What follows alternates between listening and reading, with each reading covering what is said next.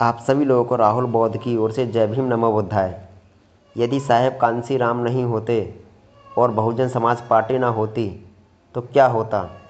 मैं बड़े इत्मीनान के साथ कह सकता हूं कि यदि बसपा का संगठन ना हुआ होता और बहुजन समाज ने बसपा को अपनी पार्टी ना माना होता तो मीरा कुमारी लोकसभा की अध्यक्ष, सुशील कुमार शिंदे भारत के गृह मंत्री, नारायण साहेब और महामहिम रामनाथ कोविंद साहेब भारत के राष्ट्रपति कभी नहीं बने होते।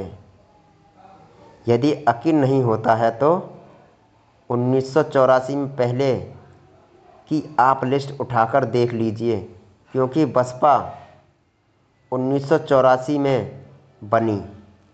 इसके बाद ही यह सब लोग इन पदों पर पहुंच पाए।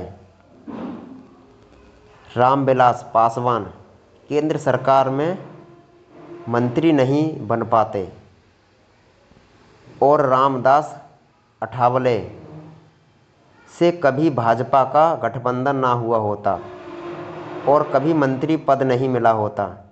सच कहूँ तो श्री रामनाथ कोविंद को भारत के राष्ट्रपति का पद नहीं नवाजा गया होता। मंडल कमीशन भी लागू नहीं हुआ होता यदि मान्यवर साहब कांसीराम जी ने मंडल कमीशन लागू करो वरना गद्दी खाली करो का नारा ना दिया होता। यही नहीं, साथ ही 1991 में उन्होंने प्रधानमंत्री श्री वीपी सिंह को धमकी भी दी थी, यदि मंडल कमीशन लागू नहीं किया गया तो मैं आपकी सरकार गिरा दूंगा। लेकिन यह नौबत ही नहीं आई। मंडल आयोग की सिफारिशें लागू करने के कारण कांग्रेस ने ही वीपी सिंह की सरकार गिरा दी थी। बाबा साहब अम्बेडकर को भारत रत्न भी नहीं मिलता और ना ही सामाजिक अधिकारिता मंत्रालय गठित हुआ होता और ना ही SC/ST भर्ती की स्पेशल ड्राइव निकलती और ना ही अम्बेडकर जयंती की छुट्टी घोषित हुई होती और ना ही चमचों स्टूजेस का भाव बढ़ता। यह बात दलित चमचों को भी समझनी चाहिए कि जितना ही बहुजन आंदोलन तेज होगा, बाजार में स्वस्थ दलितों चमचों की मांग बढ़ जाएगी।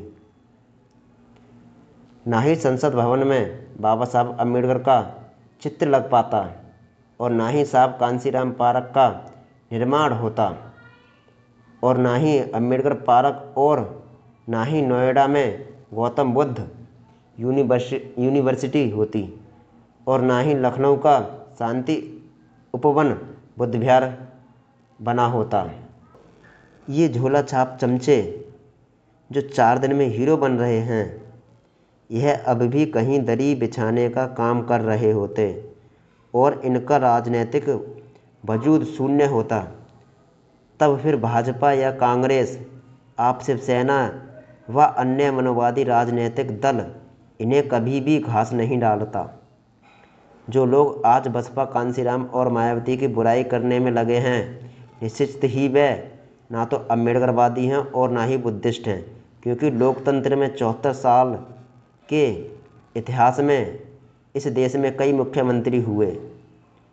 उनमें से एक मायावती जी भी हैं। किसी भी व्यक्ति को भी अगर पूरी यूपी घुमा दी जाए तो वो यही कहेगा कि यूपी में डॉक्टर अम्बेडकर, भगवान बुद्ध और अन्य बहुजन महापुरुषों के प्रतीकों की संस्थापक जितनी मायावती ने की है, उतनी किसी भी मुख्यमंत्री ने किसी भी राज्य में नहीं की। फिर भी कुछ लोगों को जो आँख और अकल दोनों से अंधे हैं, उन्हें यह सब नहीं दिखता। तो बहन मायावती जी भी इसमें क्या करें? उनका क्या कसूर? जो लोग आज मायावती पर उंगली उठाते हैं, अच्छा होता वह अपने घरों में एक एक मायावती पैदा करें। जिस कथित अम्बेडकरवादियों को यह ही पता नहीं है कि लड़ना किससे है, लड़ना किसके खिलाफ है। वे क्या खाक बाबा साहब डॉक्टर अम्बेडकर के सपनों का भारत बनाएंगे। समाज को ऐसे झोला छाप और अधकचरे अम्बेडकरवादियों से सदैव सावधान रहना चाहिए। एक बार मोदी जी ने कहा था कि दलित मंदबुद्धि होता है और योगी आदित्यनाथ ने हनुमान को दलित बताया था। बहुजनों की समझ में फिर भी नहीं आया।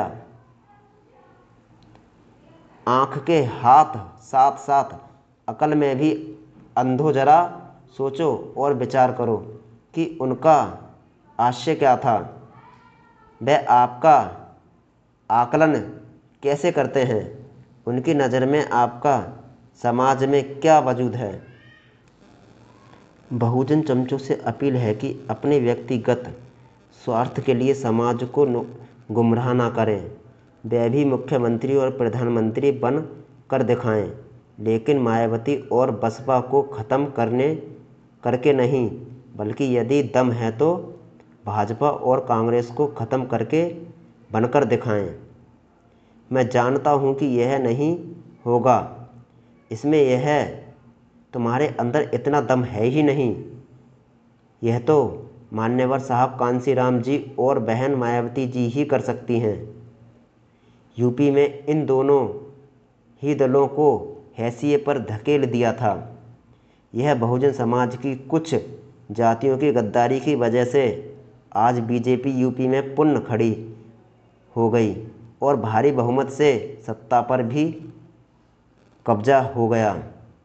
कांग्रेस भी अब धीरे धीरे अपने खोए हुए जनार्दन को वापस पाने के लिए आतुर दिख रही है। यदि बहुजनों की गद्दारी का इन्हें भी साथ मिल गया तो वह भी पुनः सत्ता पा सकेगी। बहुजन समाज के मित्रों से अपील है कि ऐसे चमचों की नस्ल को पहचान करने के लिए मान्यवर साहब कांशीराम साहब द्वारा लिखित पुस्तक चमचा युग को अवश्य पढ़ें। आज आप लोगों ने मुझे सुना, उसके लिए आप सभी का आभार। जय भीम, जय भारत, जय बुद्ध।